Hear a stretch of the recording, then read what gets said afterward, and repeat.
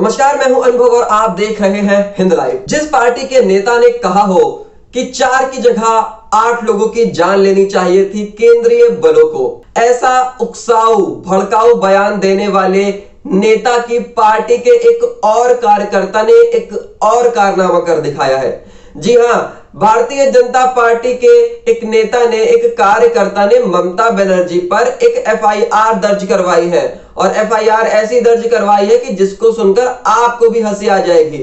FIR ये दर्ज करवाई है कि ममता बनर्जी ने अपने एक रैली के दौरान एक भाषण दिया था, जिस भाषण के चलते वहां के लोगों ने, शीतलकुची के लोगों ने केंद्रीय बलों का घेराव किया था, जिसके चलते केंद्रीय बलों को गोली चलानी पड़ी। वहीं भाजपा के एक बड़े नेता राहुल सिन्हा, कद्दावर नेता राहुल सिन्हा ने कहा कि 4 की बजाय 8 लोगों की जान लेनी चाहिए थी केंद्रीय बलों को।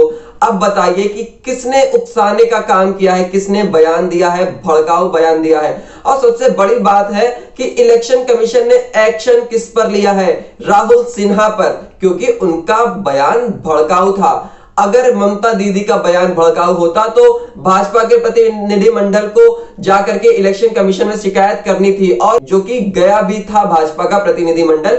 लेकिन उस रैली के खिलाफ, उस भाषण के खिलाफ कोई भी बात नहीं कही भाजपा के प्रतिनिधिमंडल ने इलेक्शन कमीशन से, जिसकी बात भाजपा के ये कार्यकर्ता अपनी एफआईआर में कर रहे हैं। दूसरी खबर ये कि जो भाजपा के कद्दावर नेता राहुल सिन्हा हैं, उन पर से बैन हटते ही फिर से एक बार उन्होंने विवादित बयान दे दिया है। सबसे पहले आपको हिंदुस्तान की एक खबर पढ़ाते हैं। केंद्रीय बलों का घेराव करने के लिए लोगों को उकसाने के आरोप में कूच बिहार के एक पुलिस थाने में मुख्यमंत्री ममता बनर्जी के खिलाफ प्राथमिकी दर्ज की गई है। इसमें आरोप लगाया गया है कि उनके उकसाने की वजह से शीतलकुची में गोलीबारी की घटना हुई, उसमें 4 लोगों की जान गई। कूच बिहार में भाजपा अल्पसंख्यक मोर्चे के जिलाध्यक्ष सिद्दीकी अली मियां ने बुधवार को अपनी शिकायत में दावा किया कि ममता बनर्जी द्वारा बनेश्वर में एक रैली में दिए गए भाषण ने लोगों को चुनाव के चौथे चरण के दौरान केंद्रीय औद्योगिक सुरक्षा बल सीआईएसएफ के कर्मियों के खिलाफ हमले के लिए उकसाया। अगर ऐसा होता, अगर ये बयान ऐसा उकसाने वाला होता तो इलेक्शन कमीशन कब का एक्शन ले चुका होता, क्योंकि इलेक्शन कमीशन भाजपा के अलावा सभी पार्टियों पर अपनी पैनी नजर रखता है और उन पर एक्शन लेने से कभी भी नहीं कतराता। अब दूसरी खबर पढ़ाते हैं राहुल सिन्हा से जुड़ी। प्रभात खबर लिखता है कि राहुल सिन्हा ने फिर दोहराया, सेंट्रल फोर्स पर हमले होंगे तो गोलियां चलेंगी।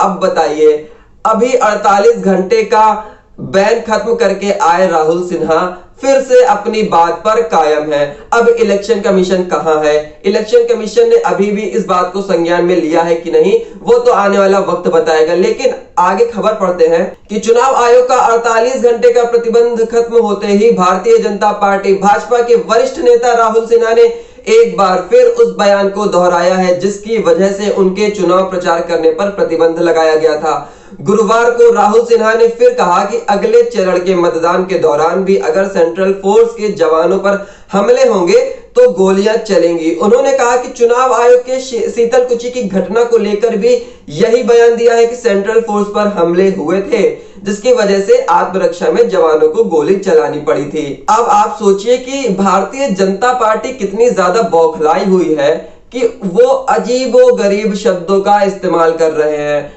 एक तरफ प्रधानमंत्री नरेंद्र मोदी जी दीदी ओ दीदी बोलने से थक नहीं रहे हैं, जैसे कि कोई बच्चा रट लगा लेता हो, जैसे कि किसी टेप में कोई कैसेट फंस जाती हो तो वही चीज रिपीट हुआ करती है, वैसे ही नरेंद्र मोदी भी दीदी ओ दीदी में ही फंस के रह गए हैं। ऐसे में अब ये सोचने वाली बात है कि इस एफआईआर का क्या नतीजा निकलता है, और ये साफ जाहिर होता है कि ये एफआईआर सिर्फ छवि को धूमिल करने के लिए ही दर्ज कराई गई है। वीडियो को अंत तक देखने के लिए आपका धन्यवाद। खबर से संबंधित कोई भी राय हो तो कमेंट बॉक्स में जरूर लिखें। वीडियो पसंद आई हो तो लाइक और शेयर करना मत भूलिएगा। अगर आप इस चैनल पर नए हैं तो चैनल को सब्सक्राइब जरूर करें।